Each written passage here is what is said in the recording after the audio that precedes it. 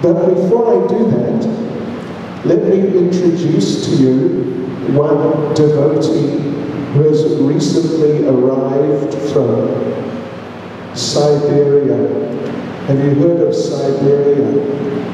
You heard of it? The salt mines? You heard about that? They don't have any salt mines in Siberia. You heard of cold weather? They say in Siberia, 9 months of the year it's cold, and the other 3 months it's very cold. So I want to introduce to you this one devotee from Siberia. He has arrived here with some difficulty, but by Krishna's mercy, the difficulties were overcome so far, and he's here. And this is His Grace, Adi Keshava Prabhu.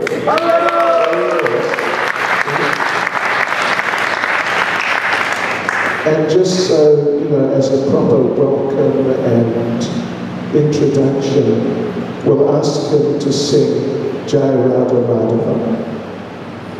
There's the harmonium.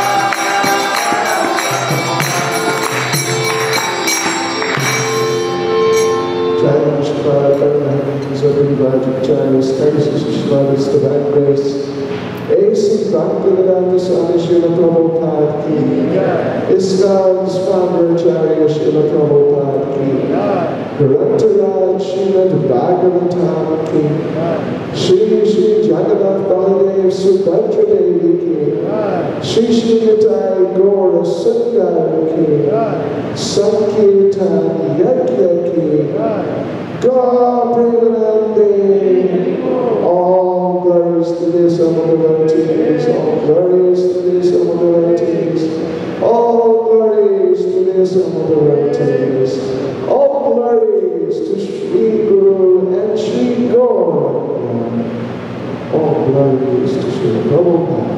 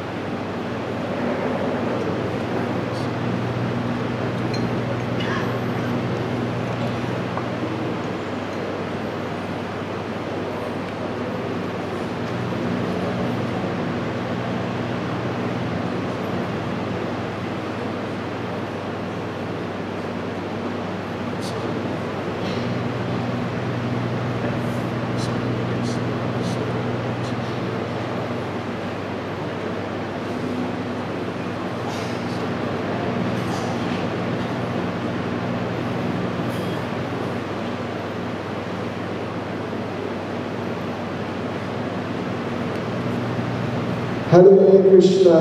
Hare Krishna. Can you hear me okay? Or is the other microphone better? Let me just try the one on the red cable.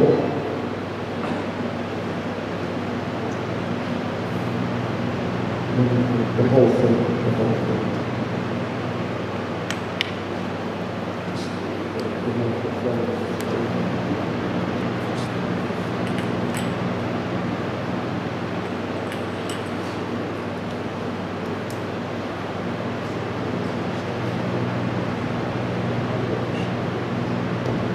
Hare Krishna.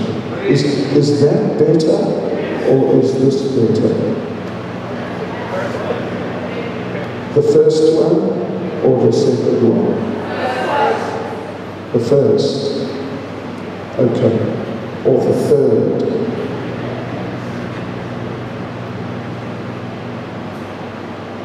Om Namo Bhagavate Vasudevaya.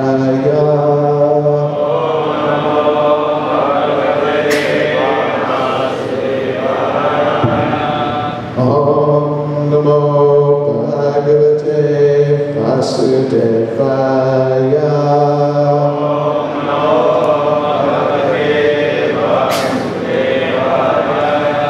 Om Namo Bhagavate Vasudevaya.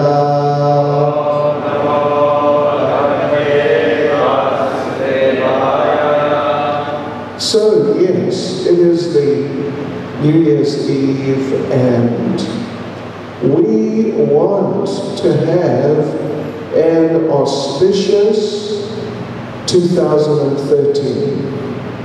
We do. We really want to see our own spiritual lives develop, and we want to see the Krishna consciousness movement develop, and just auspiciousness to increase. This is what we want to see. But it is Kali Yuga. I think we've all noticed how it is Kali Yuga and how much inauspiciousness is around. Oh, was that a confirmation?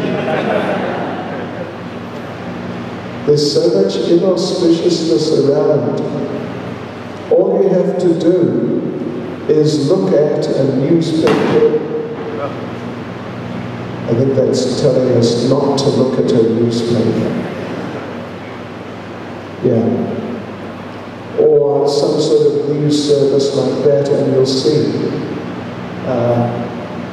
I imagine you are as aware as me, or even more, of some of the unpleasant and even horrible and just shocking things which are going on these days.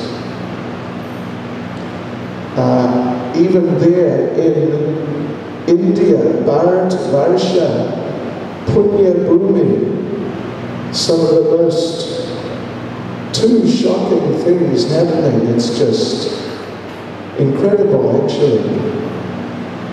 So it's Kali Yuga, but Krishna consciousness is such a thing that even in the midst of inauspiciousness, and even in the midst of an ocean of inauspiciousness, still by the potency of Krishna consciousness, which means really by the mercy of Krishna, even this very inauspicious situation can be improved or even completely transformed. Do we have the 9th canto of Srimad Bhagavatam on hand or somewhere? Okay. Chapter 9th canto, chapter 10, about verse 50. I think I'll read from there. I was going to read, you know what I was thinking of reading? I was thinking of reading from here, the 1st canto, chapter 14, the disappearance of Lord Krishna, because it explains there.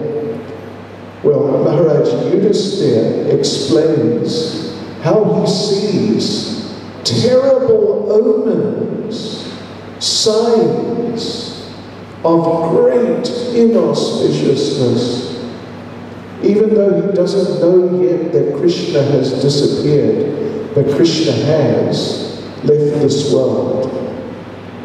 You know, they didn't have CNN. Within minutes, it's there. Krishna leaves the world. This is some weeks later. 9th canto, chapter 10, about verse 50, approximately.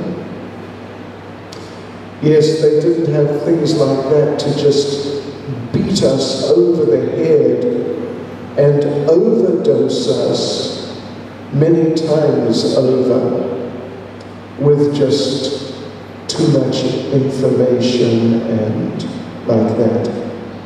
So Maharaj Yudhisthira was there in Hastinapur, and Arjuna several months before had gone to Dwaraka to see Lord Krishna and had not returned. And then Maharaj Yudhisthira saw all these inauspicious omens. There is a science of omens. You know, Srimati Radharani, when Krishna is coming, she hasn't seen him yet, but he's coming, he's not far away. Srimati Radharani experiences twitching in the left side of her body. And for a lady, if there is twitching in the left side of the body, that is very auspicious, like the eye or just any part of the left part of the body. However, gentlemen, If with a man,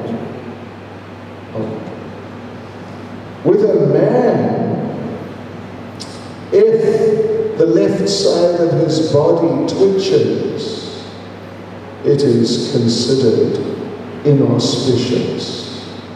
For a man it is auspicious if the right side of the body twitches. So keep your eyes open, okay, for twitching.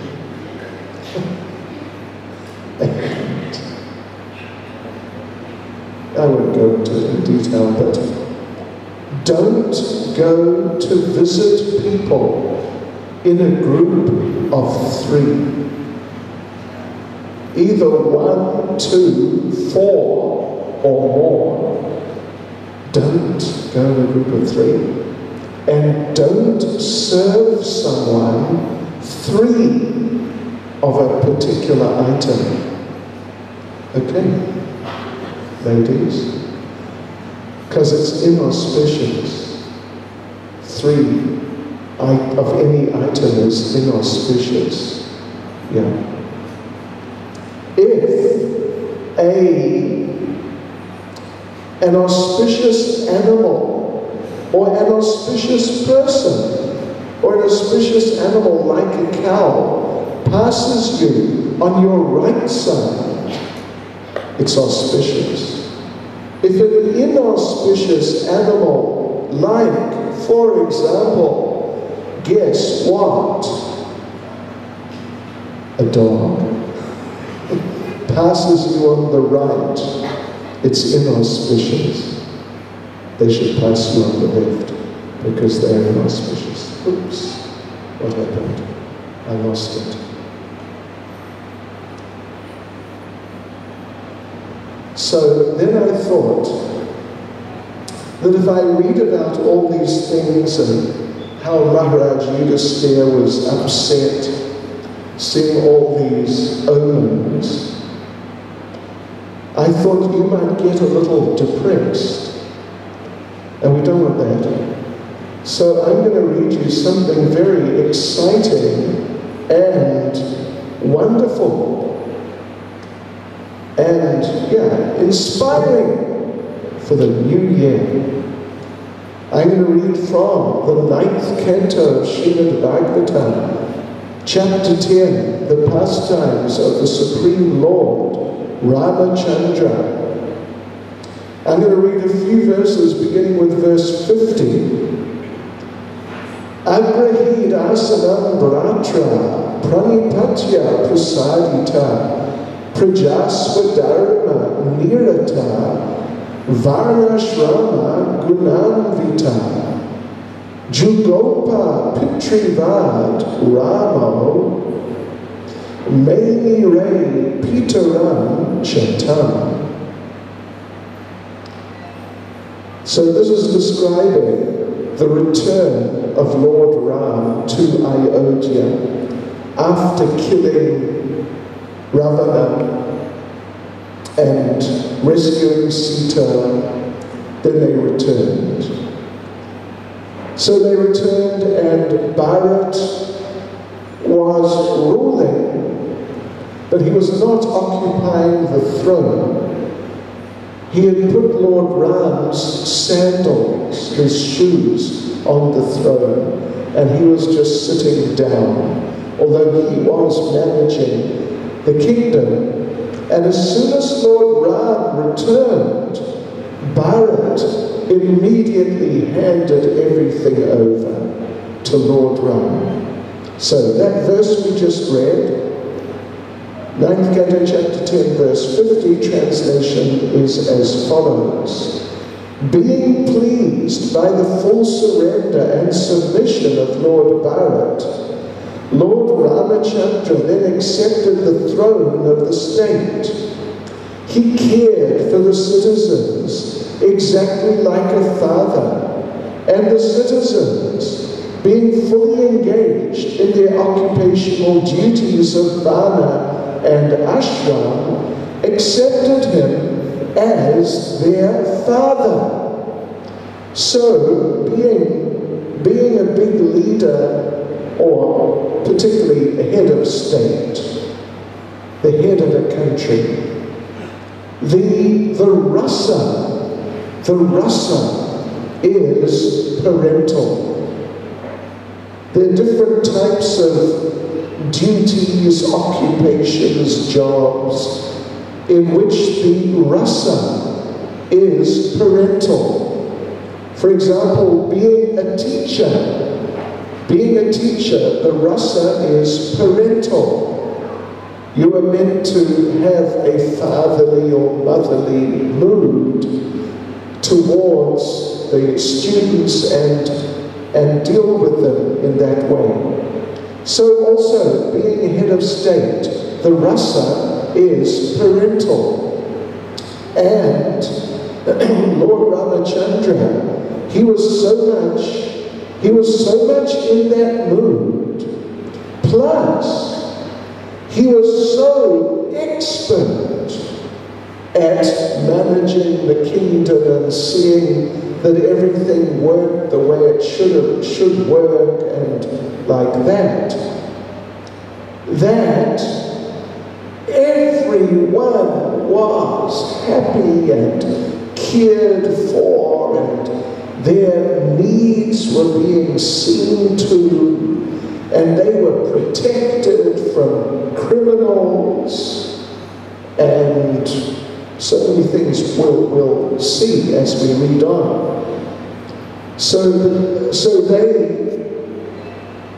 they accepted Lord Ram like he was their father.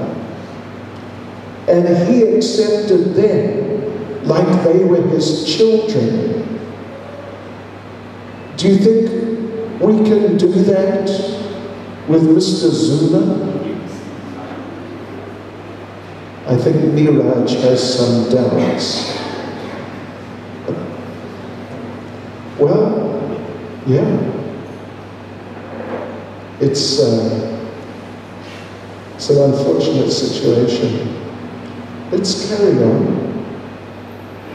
And let's find another verse. Here we go. Traitayam Vartamanayam Kalakrita Samo Bhavat Rame Rajani Dharmakye Sarva Bhuta Sukha Vahe. Lord Ramachandra became king during Treta Yuga, but because of his good government, the age was like Satya Yuga. Everyone was religious and completely happy. Let me read the short purport here by Srila Prabhupada. Among the 4 yugas, Satya, Treta, Dwapara, and Kali, the Kali Yuga is the worst. But if the process of Varnashram Dharma is introduced, even in this age of Kali, the situation of Satya Yuga can be invoked. The Hare Krishna movement or Krishna consciousness movement is meant for this purpose. So, yes.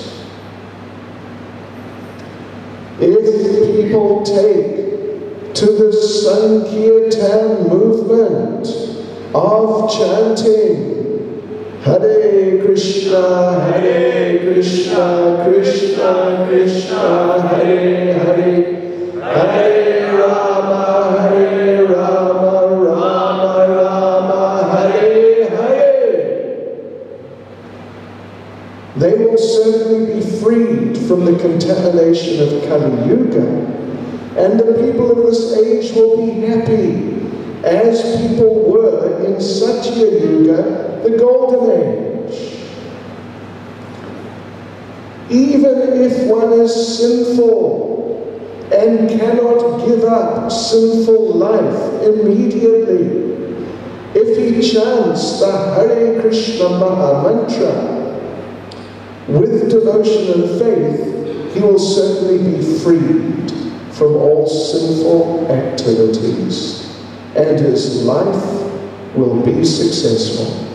Param Vijayate Sri Krishna Sankirtanam.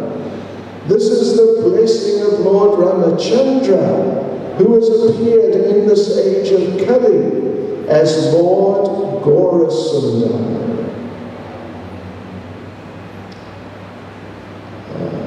8 minutes.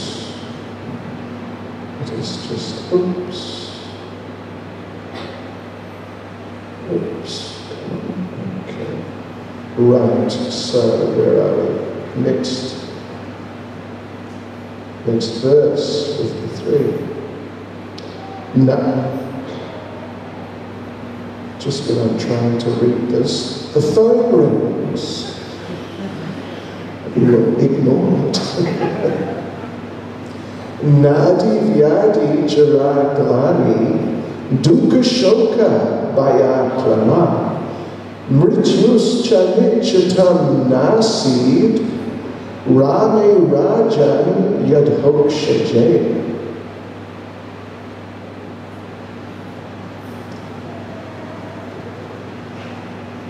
Listen to this. You may have heard this before because it's a popular verse, but really, listen to this. It's amazing. When Lord Ramachandra, the Supreme Personality of Godhead, was the king of this world, all bodily and mental suffering, disease, old age, bereavement, lamentation, distress, fear, and fatigue were completely absent. There was even no death for those who did not want it. So there you are. I'm sure some of you at least thinking, what is this? What on earth? This is like some over-enthusiastic devotee. But let us read the purport by Srila Prabhupada. All these facilities existed because of Lord Ramachandra's presence as the king of the entire world. A similar situation could be introduced immediately, even in this age called Kali, the worst of all ages. It is said, Kali Kale, Nama Rupe, Krishna Avatar. Krishna descends in this Kali Yuga in the form of his holy name.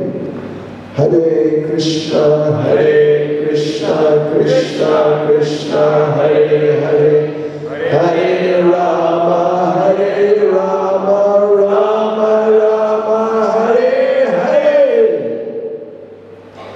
Actually, Prabhupada just says, Hare Krishna, Hare Rama. But I knew you would all join in and say, chant the whole mantra. If we chant offenselessly, that is a bit of an if, isn't it? Anyway, if we do.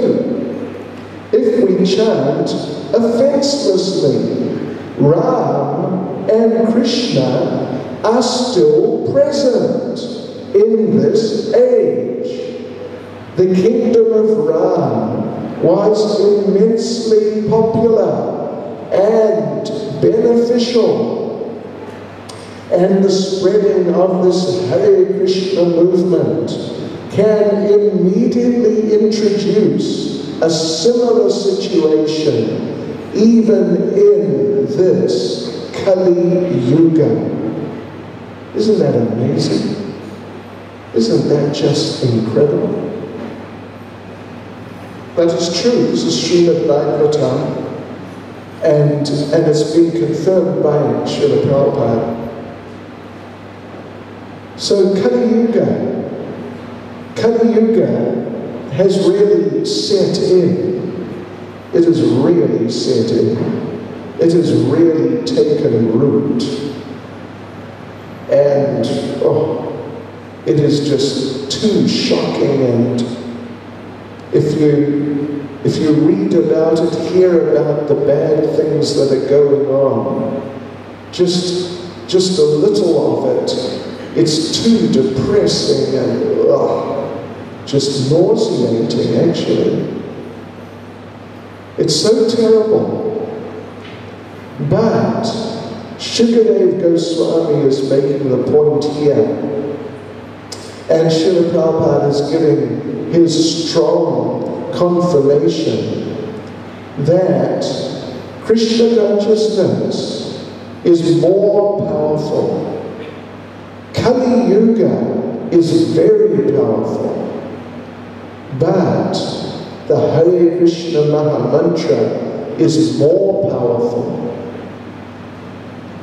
Yes. So, if we take shelter of the Hare Krishna Maha Mantra, and Srila Prabhupada said, if we chant offenselessly, then a similar situation as was there during the Ram Rajya, the rule of Lord Ram, the kingdom of Lord Ram. A similar situation can become established even now. Let me just read that verse again, just so we get it. When Lord Ramachandra, the Supreme Personality of Godhead, was the king of this world, all bodily and mental suffering, disease, old age, bereavement, lamentation, distress, fear, and fatigue were completely absent. There was even no death for those who did not want it. So you can just imagine if we were interviewed by particularly some American news agency, what do you Hare Krishnas think, and what are you trying to do, and something like that. And if we read that verse to them and the purport there, you can just imagine them just laughing and thinking, this is fanaticism, like just bizarre fanaticism. But it's not, it's Srimad Bhagavatam, and it's Srila Prabhupada. So Kali Yuga is very powerful, but the Hare Krishna Maha Mantra is more powerful, and actually it's a lot more powerful. All you have to do really is give it a chance. We have to give the Hare Krishna Maha Mantra a chance to act.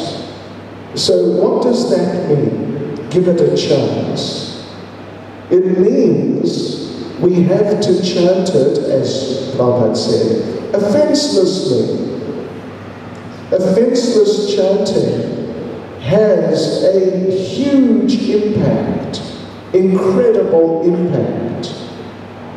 When Lord Chaitanya was initiated by Ishvara Puri in Gaya, then just immediately after, right on the spot, Lord Chaitanya asked him, so now I'm initiated, what's my duty now? What should I do?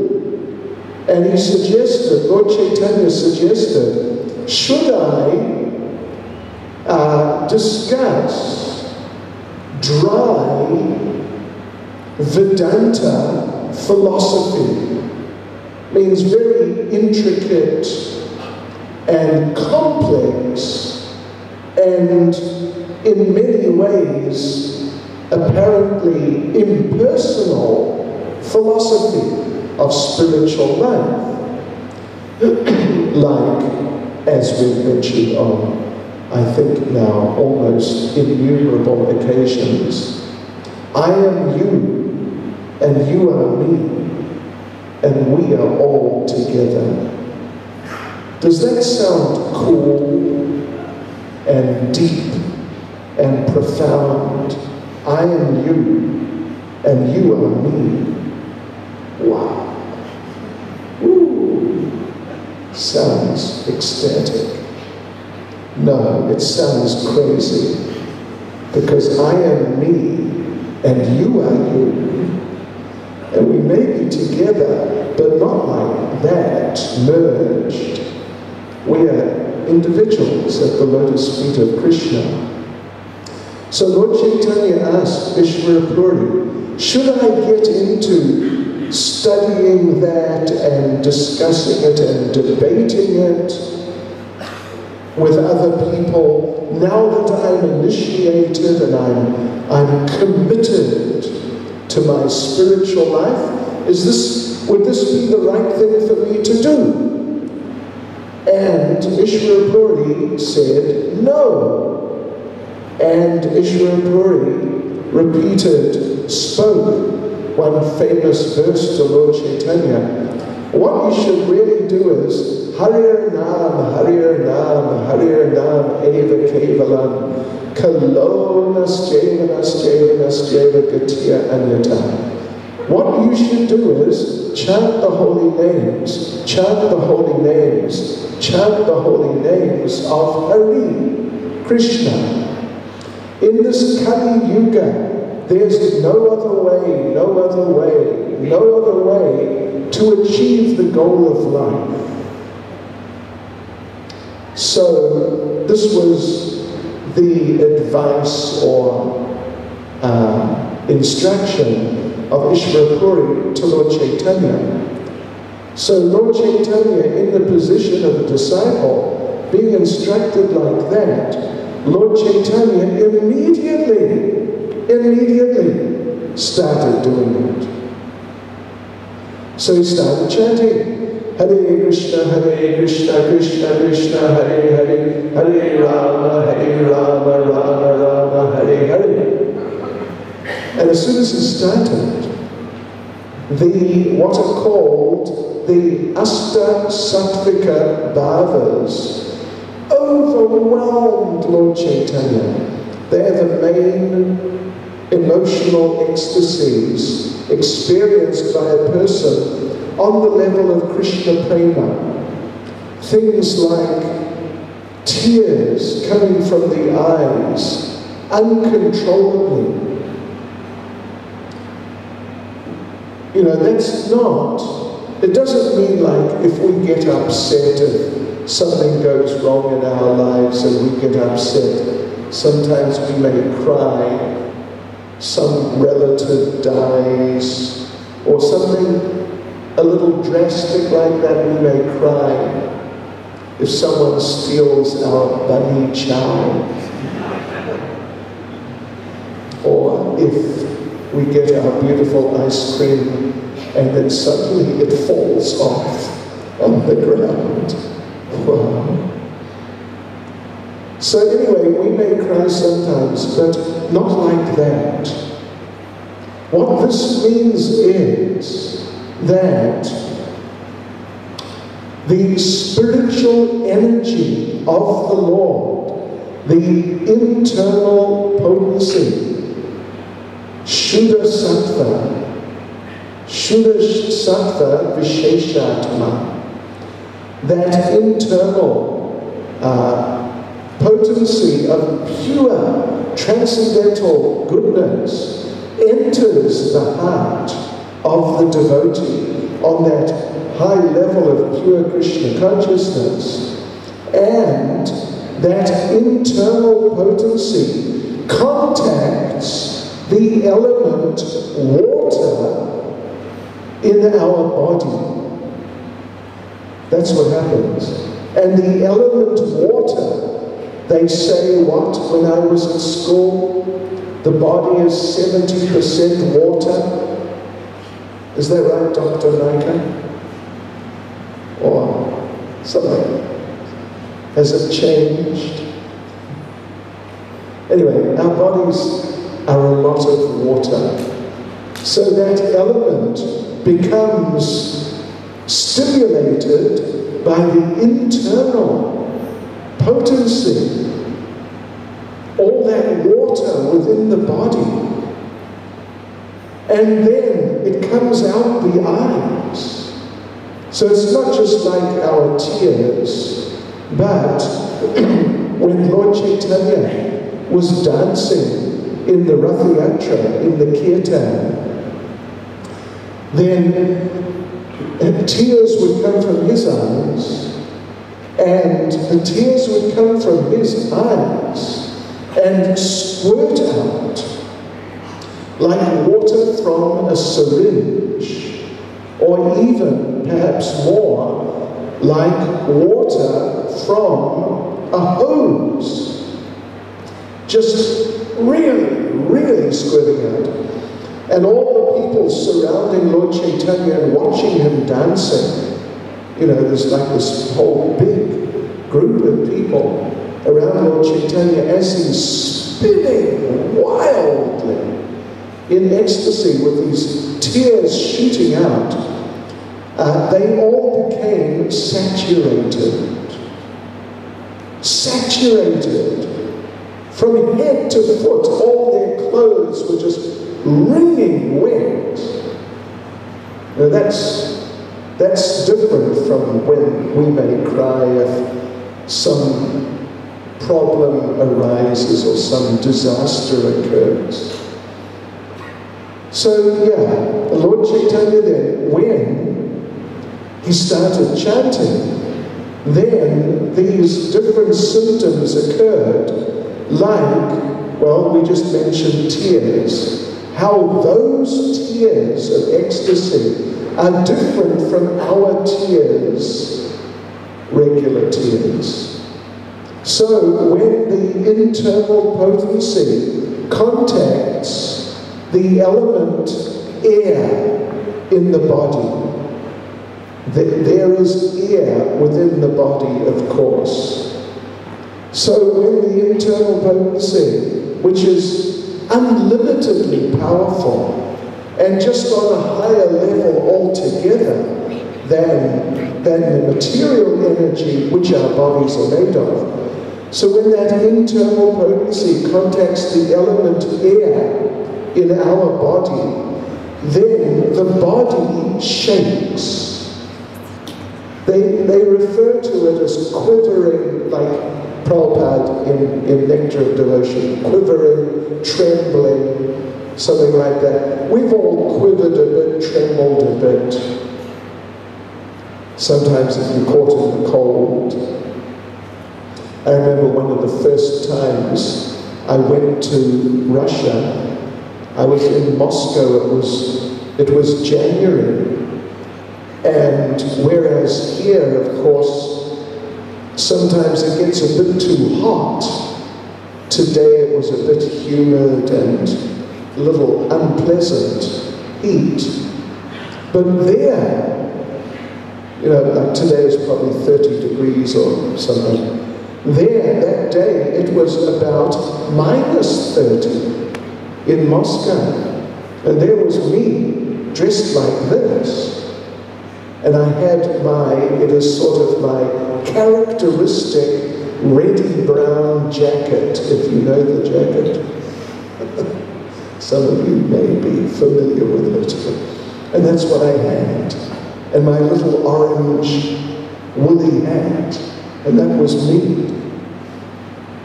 And we were at the airport, and they took us out on a bus to the plane a little bit out on the outer part of the airport. And they dropped us off and the bus went away. But the airplane was not ready. We had to wait standing on the tarmac for like 15 minutes in -30, dressed like this. And on my feet, I had my sandals. And by the time we got on, my body was shaking. like I would say practically uncontrollably.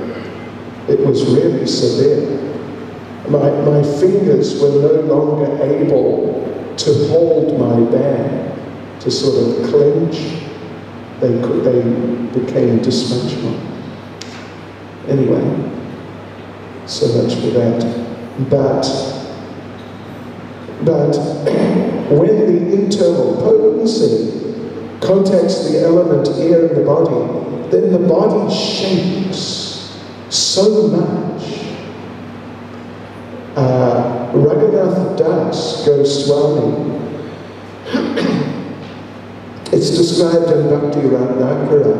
Raghunath Das Goswami, he was editing a book by Srila Rupa Goswami called Lalita Madhava. And in Lalita Madhava, in the beginning, the earlier parts, Krishna leaves Vrindavan, and all the Brijbasis are thrown just into a bottomless ocean of separation. And Rupa Goswami describes there how a number of them died. A number of them died. Someone, I forget exactly who it was, threw themselves off the top of Govardhan Hill and just died on the rocks. Someone went into the Yamuna River and just went in and didn't come out. Yeah, so it's quite a shocking description. So Srila Raghunath Das Goswami, who is on such an exalted level of love of God, way beyond any of us, to put it mildly, he was now reading this, editing it, and he became so overwhelmed with this particular type of ecstasy. His body was shaking so much, it appeared that it was going to literally fall to pieces. You know, parts would just dislocate and separate themselves from the rest of the body, and he was going to die. So the devotees told Rupa Goswami about this, that you got to do something. And Rupa Goswami said, well, just tell him to give you the book. Take the book away from him. But Raghunath Das would not give the book away.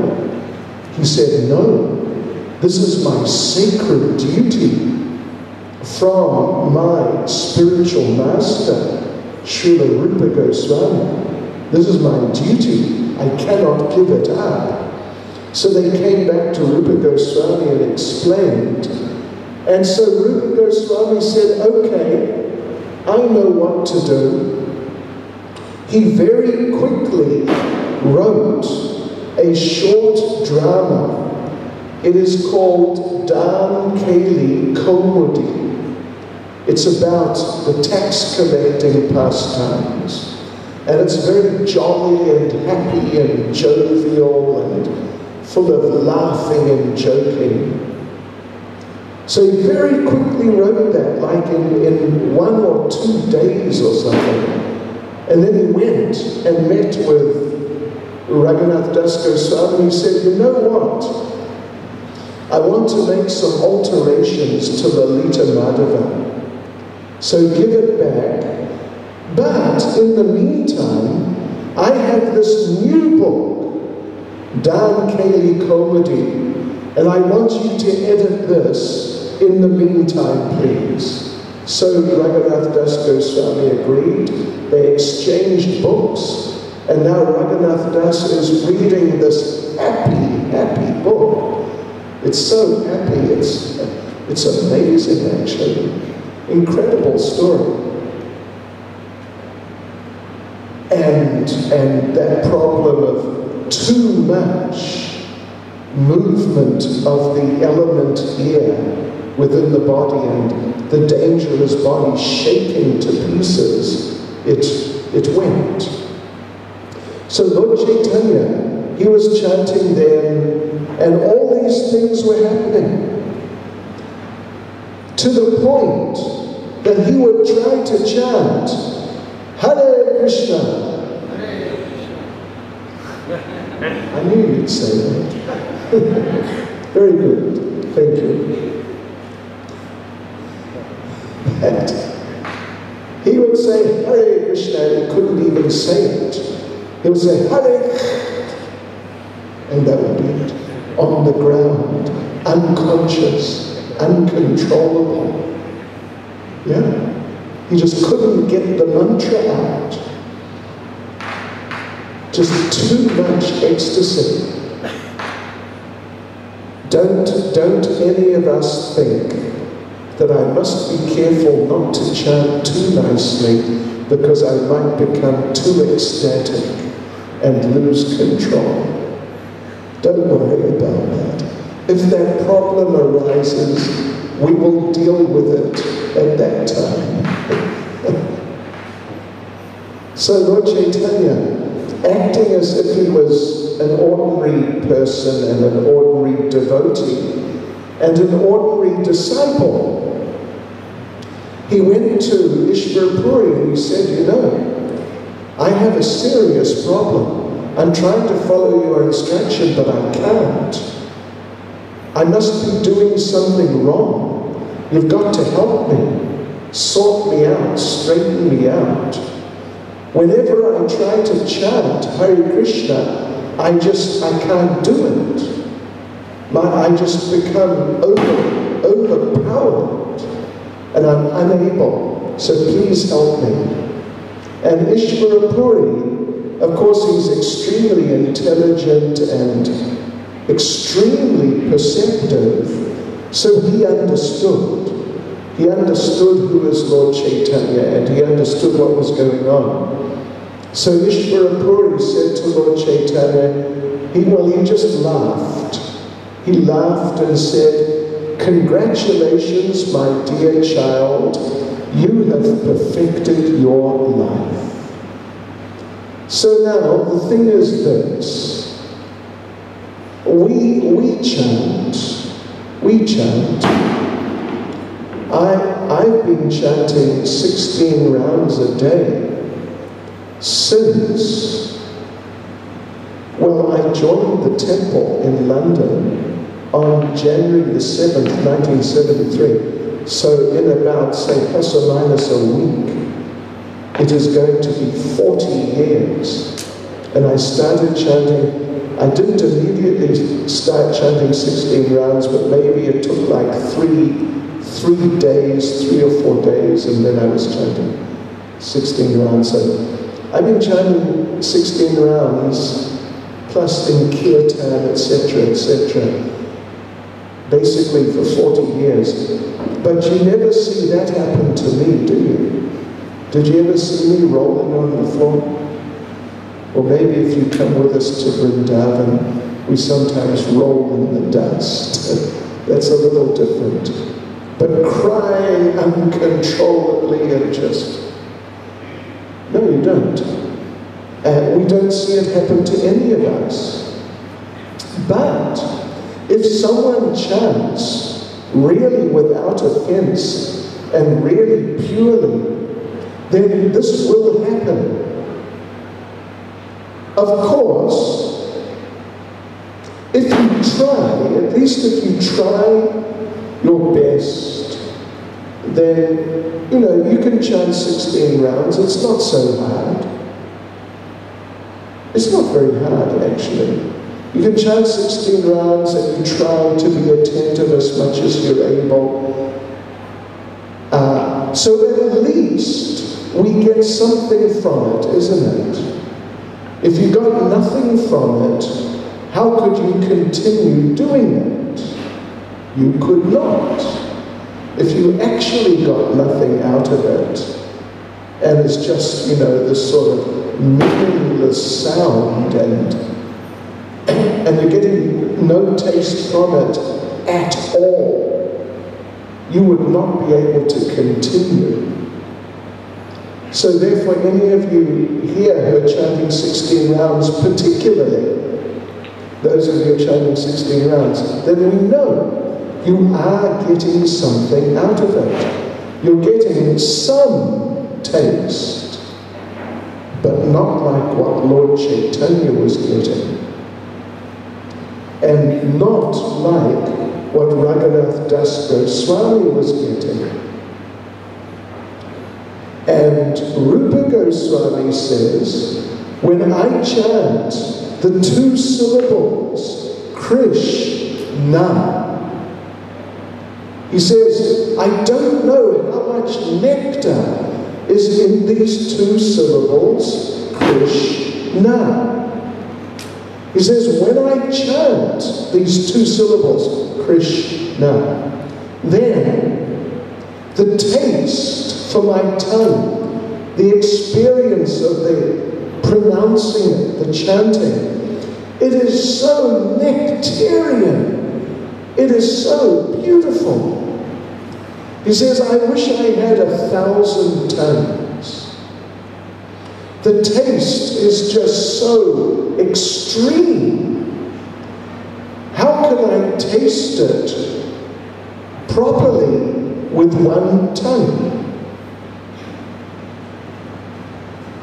And when I hear those 2 syllables, Krishna, then I wish I had millions of ears, because the sound is just so amazing, so relishable. How can I enjoy it, experience it, and relish it adequately as it deserves and as I want with my 2 ears? So, in other words, at least I can speak for myself, but I suspect I can speak for all of us, that there's a big difference between that and what we experience. Am I right? Anyway, maybe some of you are just super duper devotees getting some incredible experience. We get some experience, and it's very nice. It's very, very nice. But it's not on that level. So, the thing is this, in regard to what Srila Prabhupada was saying here, that if we chant Hare Krishna offenselessly, then the whole world can be changed, and it can become like Satya Yuga, or like the time when Lord Ram was ruling. If we chant offenselessly, so in other words, the more of us who really do chant offenselessly and spread chanting in an offenseless way, the greater the impact will be on this world, just as, in a proportionate sense, just like the difference between our humble experience of something when we chant Hare Krishna and the experience of Lord Chaitanya, the experience of Raghunath Das Goswami, Rupa Goswami, their experience, what they felt, the impact it had on them, was just utterly incredible. And our experience is very nice, but it's not on that level. So, the more we chant better, the more we chant better, the more we will experience, and the more we will be able to influence the world. The more our chanting and our preaching and all of our efforts to spread Krishna consciousness, the more they will have an impact on us and on the world. This is how it works. Therefore it is said, if you're familiar with the concepts of Kanishta Adhikari, Madhyama Adhikari, and Uttama Adhikari. Are you familiar with those ideas? 3 levels of devotees. Kanishta means lowest level, like a real beginner, even like a materialistic devotee, really. And then Madhyama Adhikari means middle level devotee. And then Uttama Adhikari means first class, topmost devotee of the Lord. Very, very special devotee of the Lord. So it is said then that a Kanishta Adhikari, a beginner, real beginner, and even quite materialistic devotee, a Kanishta Adhikari may or may not, but may be able to keep himself or herself Krishna conscious. Maybe. Hang in there, hold on in Krishna consciousness, and just keep in there somehow, like that. Then a second class devotee, Madhyam, middle class devotee, they can keep themselves Krishna conscious. They can keep themselves Krishna conscious. And they can influence others. Some others. In fact, at one time, Prabhupada said, like Kanishta Adhikari may be able to keep themselves Krishna conscious. A Madhyam Adhikari may be able to keep a temple Krishna conscious. All the different members and all the activities, keep them on track. A Madhyam Adhikari. But then, Prabhupada said, an Uttama Adhikari, first class, pure devotee of the Lord, can make the whole world Krishna conscious. So there's a big difference, very big difference.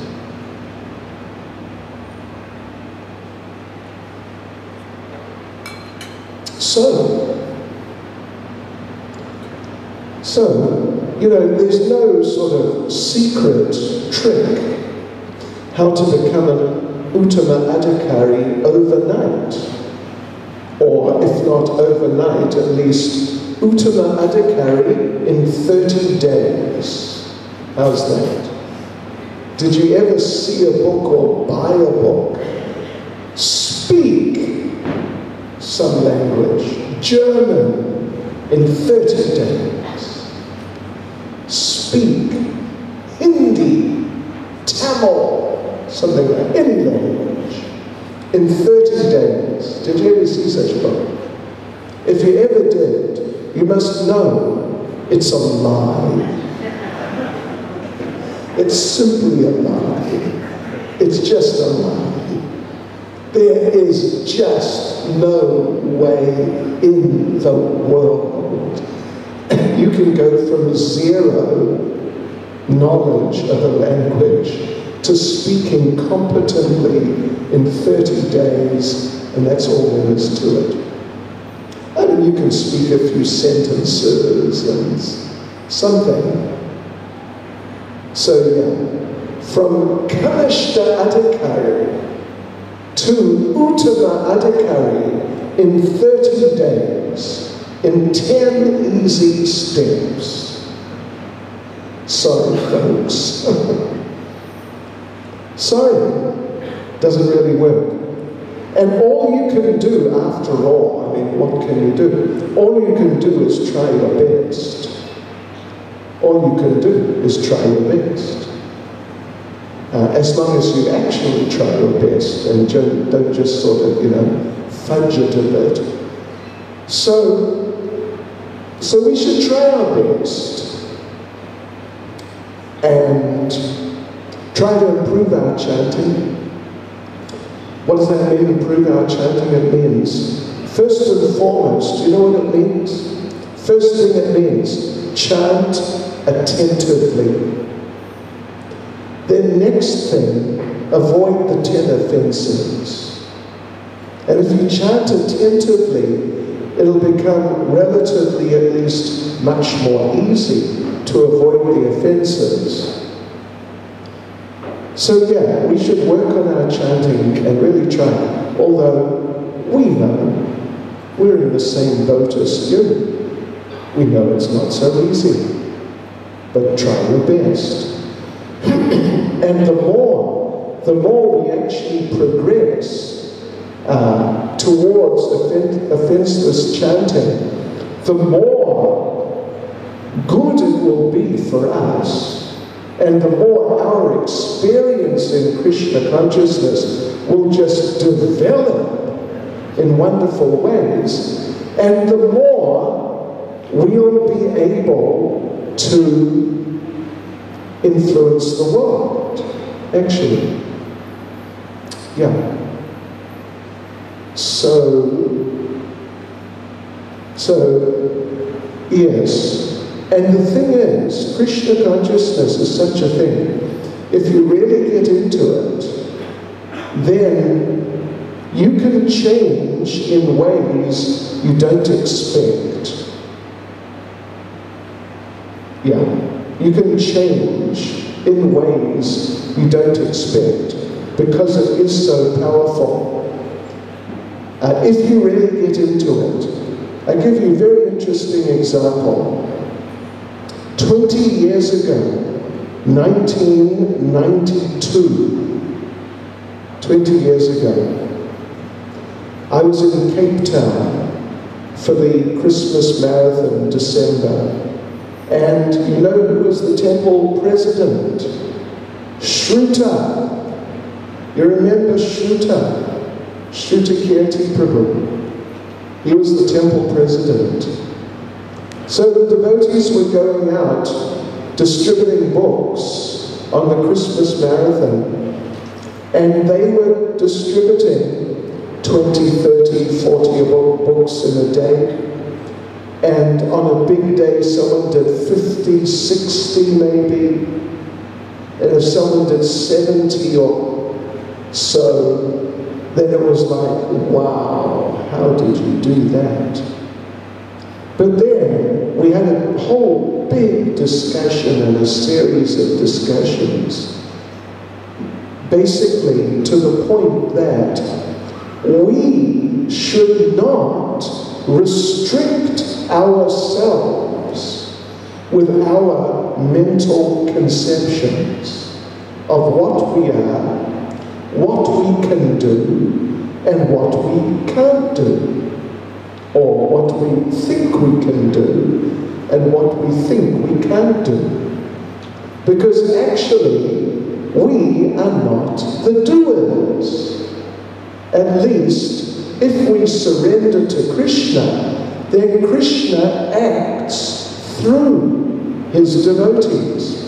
Krishna empowers his devotees. So if we really get into it and become like via mediums, transparent via mediums for Krishna, then Krishna will start acting through us. And, you know, when Krishna is acting through us, oh, amazing things happen. So we're trying to impress this on the devotees, and they got it. And they said, yeah, you're right. We just think, I will set a goal, 70 books in a day, and if I can do that, it's just going to be fantastic. But it's not such a big thing. So we can do 100 books, we can do 200, 3, 4. And you know what happened? They really tried to accept this idea of becoming like a via medium for Krishna, not blocking Krishna with our mental conceptions and mental ideas, because they block up the flow of mercy, just like a dam blocks a river. So take away those mental conceptions, pray to Krishna that he'll give his mercy and work through us. They started meditating like this, and you know what happened? Wow, you know what happened?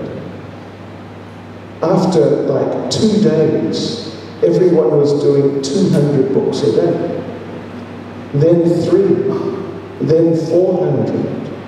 Then some were doing 500 and 600, and sometimes 700. And one day, one devotee did more than 1,000 books in a day. What do you think, book distributors? Would that be okay? You know, if we're book distributors, we may be sitting here thinking, what? That's not possible. But it happened. It happened. Yeah. So now my point was, what was my point? Am I just rambling? It's sort of like constructive rambling. No.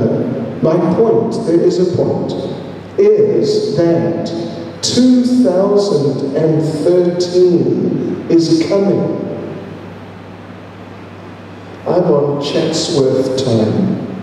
I'm 5 minutes ahead of you here in Phoenix time. So in what? 2 hours and 50 minutes, or something along those lines, it will be 2013. You might think it's not such a big thing, it's just, tomorrow's just another day like every other day is just another day. But when there are transitions within our lives, when we go through transitional phases from one phase into another, sort of clear, different phase, then that transitional period, if you really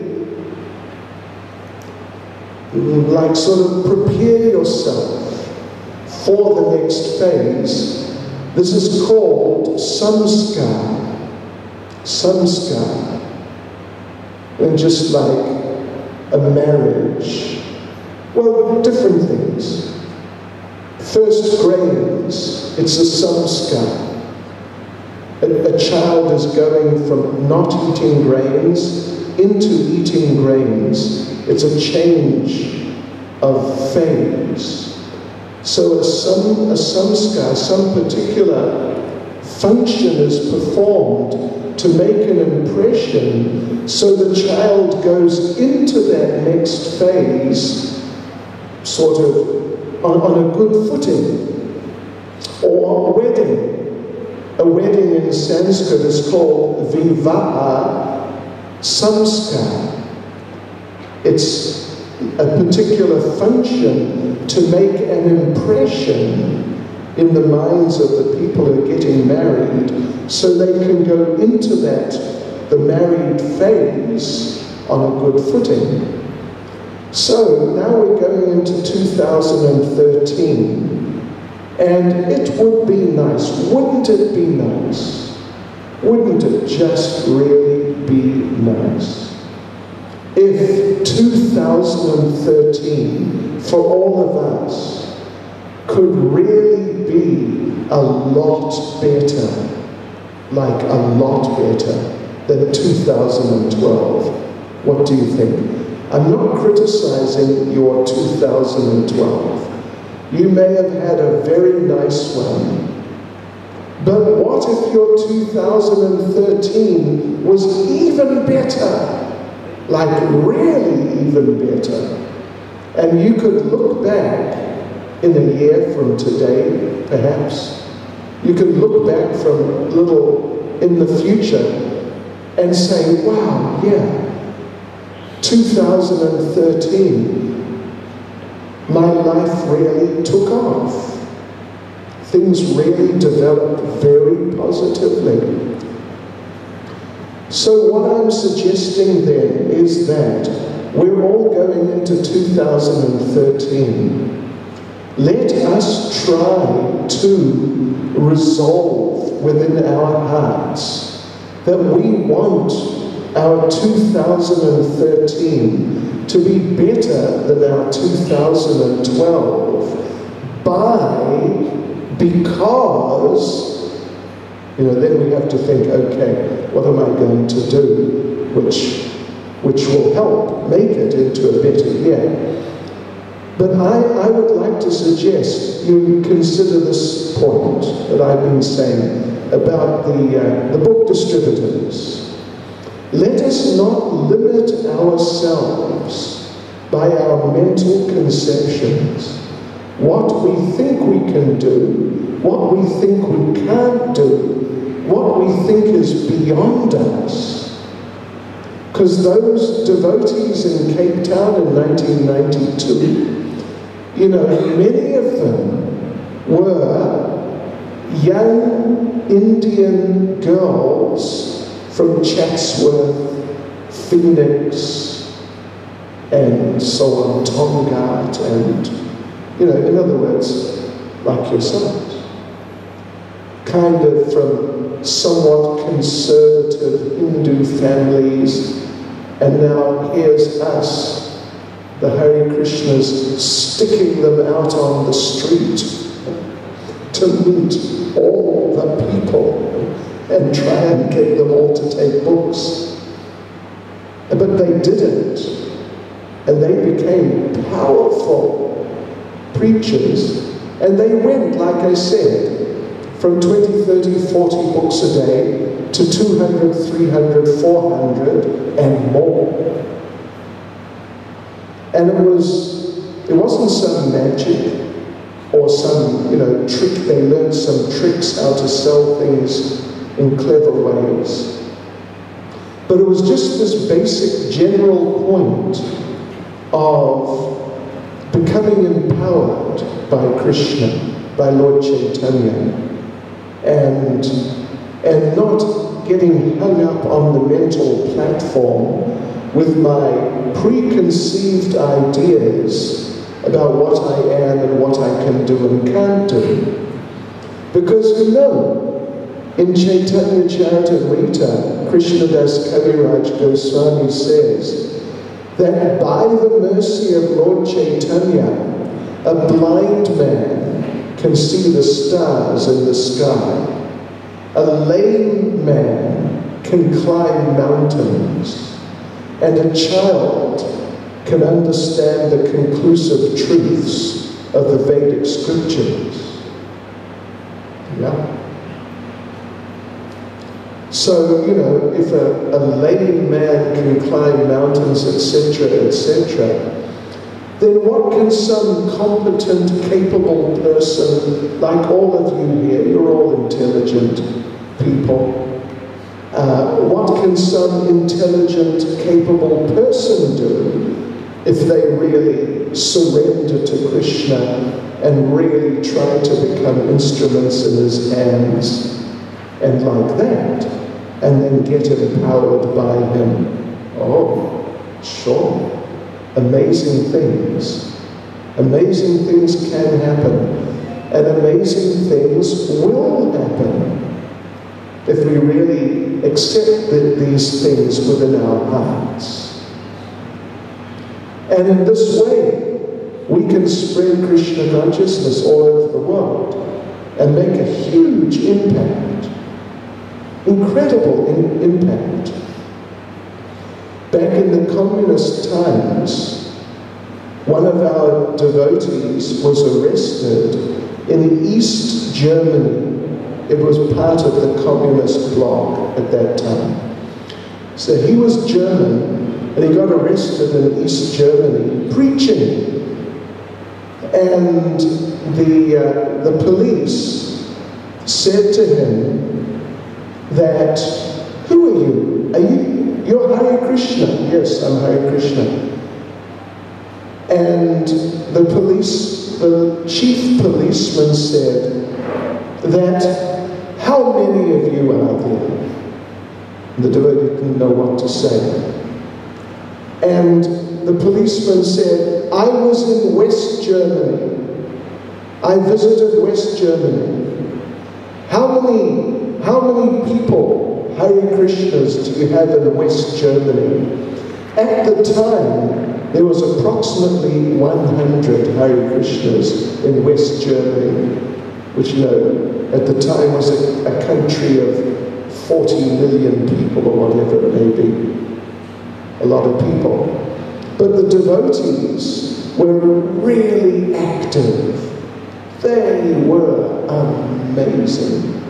The way they were spreading Krishna consciousness, they were really empowered. So this policeman asked the devotee, how many of you are there in West Germany? I was there. So the devotee's thinking, wow, there's 100 of us. You know, if I say there's 100, then he'll think we're just some obscure sect, and then they'll lock me up and throw away the key, and that'll be it. I'll be finished. So the devotee said, in West Germany, we have 5,000 Hare Krishnas.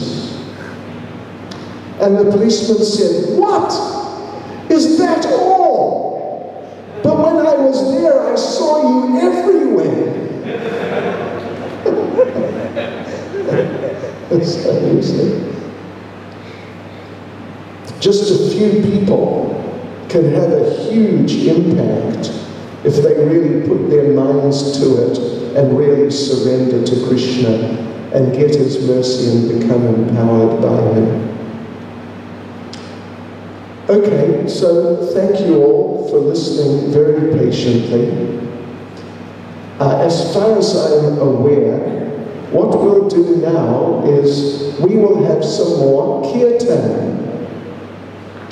If you're comfortable sitting down, fine. If you'd like to stand up, feel free. And then in like 40 minutes or something like that, we will go on Harinam and we will rock Phoenix. Phoenix will never be the same again. That's it. Okay. So like I said, we'll have kirtan now for 40 minutes, 45 minutes. Sit down, stand up as you like, and then we'll go out at approximately 10 o'clock. Srila Prabhupada ki, Sri Jagannath Baladev Subhadra Devi ki, Sri Sridhar Gaura Sundar ki, Go Premanande. Okay, who's going to sing?